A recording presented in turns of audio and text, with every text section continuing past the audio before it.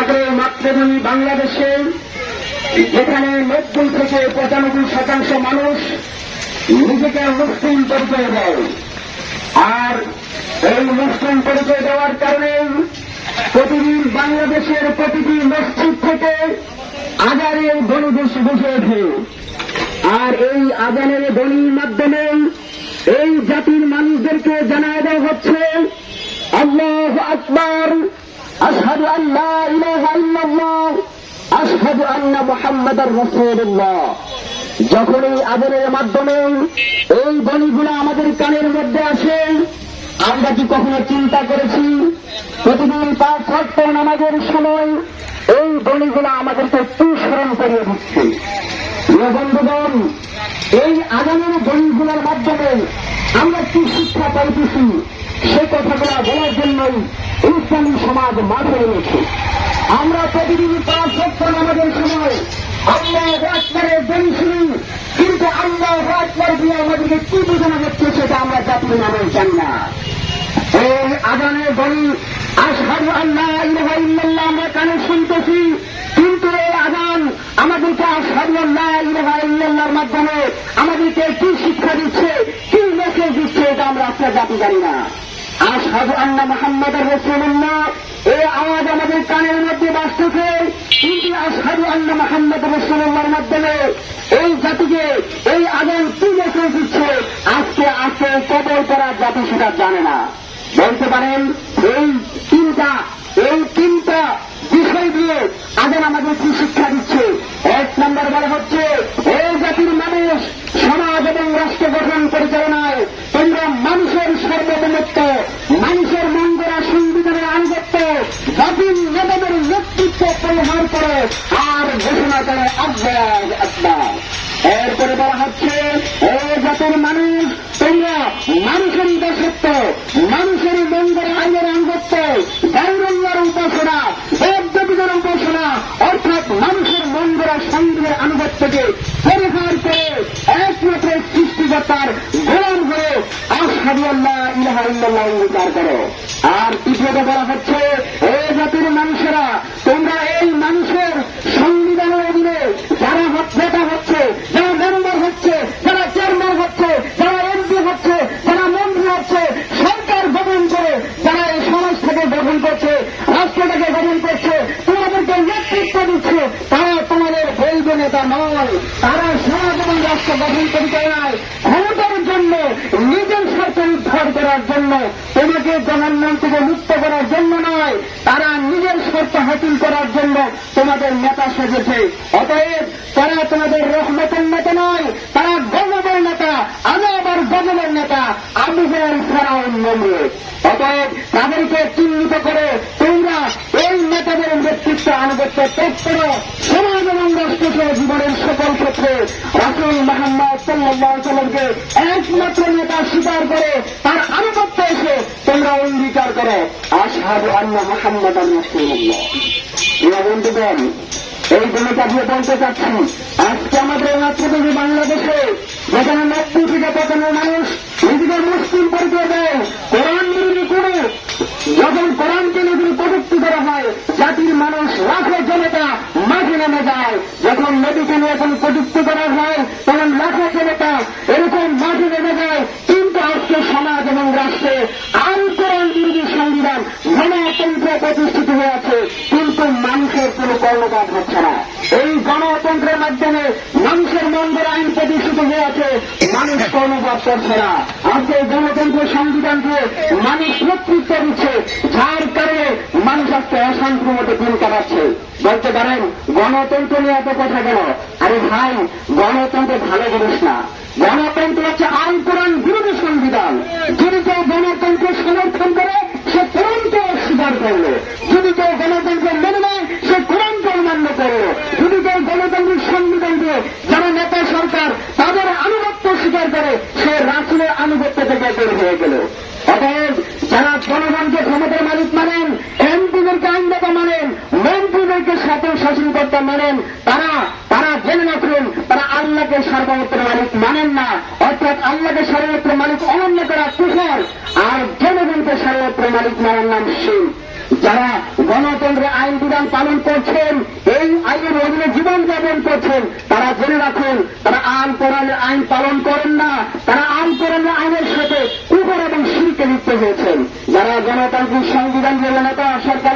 আছেন তাদের নেতৃত্বের মেনে চলছেন, তারা রাসূলের অনুসারী নন, তারা আবু বকরের অনুসারী, ফেরাউনের অনুসারী, নমরুদের অনুসারী।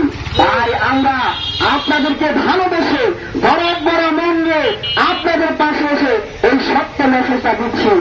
আর গণতন্ত্রের পথে চলবেন না, আর আল্লাহকে খুশি করবেন না, আর আল্লাহকে প্রদানিত করবেন না।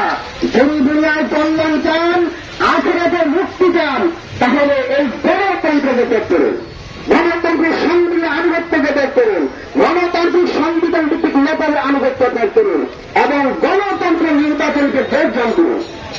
এই জন্য আমরা ইসলামী সমাজের সম্বন্ধে আমি সকলকে জানিয়ে দিচ্ছি, যারা গণতন্ত্রের সমর্থন করবে তাদের ঠিকানা জাহান্নাম, যারা গণতন্ত্রের জোট করবেন তাদের ঠিকানা জাহান্নাম, যারা গণতন্ত্রের নির্বাচন করবেন তাদের ঠিকানা জাহান্নাম, যারা গণতন্ত্রের পক্ষে হয়ে যাবেন তাদের ঠিকানা জাহান্নাম।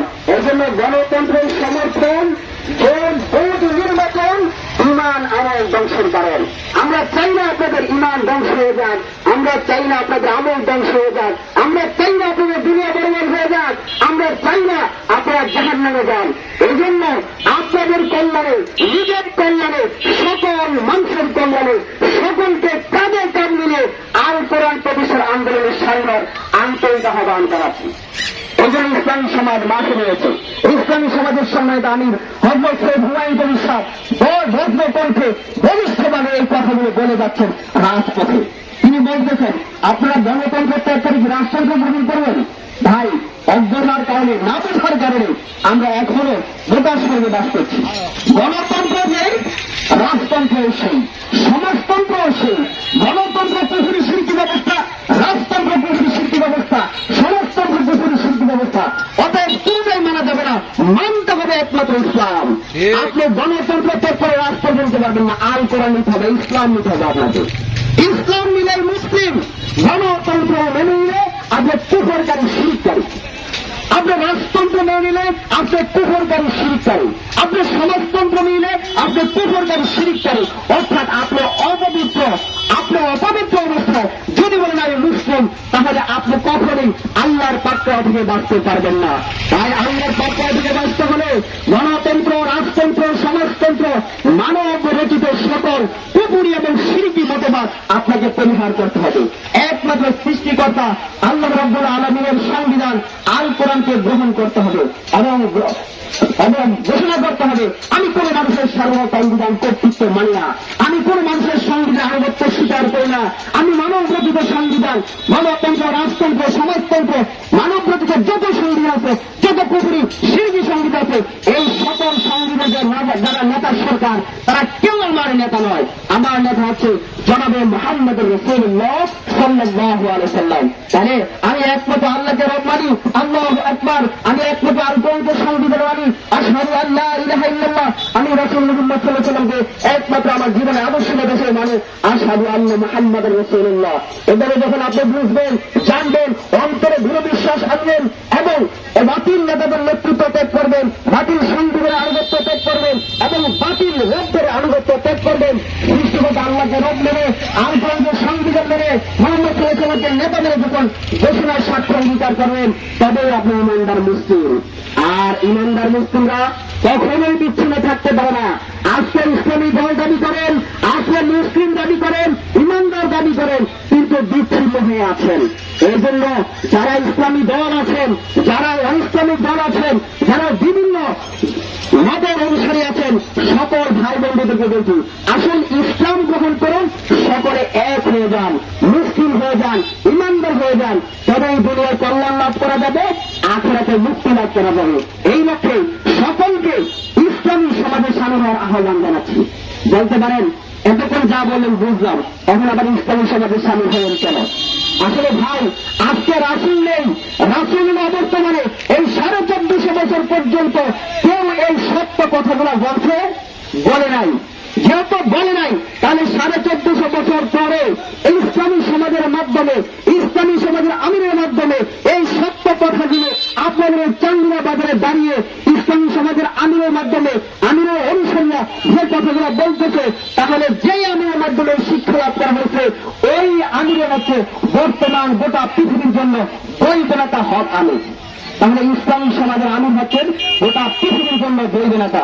এই জন্য আরো জানেন, তাকে চিনুন, তাকে বুঝুন, বুঝে ইসলামী সমাজের আমিরের আনুগত্য গ্রহণ করে ইসলামী সমাজে সামিল হয়ে নিজেদের জান আর মাল ব্যয় করে সমাজ থেকে কুফরি সংবিধান, শিরকি সংবিধান, গণতন্ত্রের মূলোৎপাদন করে ইসলাম প্রতিষ্ঠার জন্য সকলকে ঐক্যবদ্ধ হওয়ার জন্য আন্তরিক আহ্বান জানিয়ে আমি আমার বক্তব্য এখানে শেষ করছি।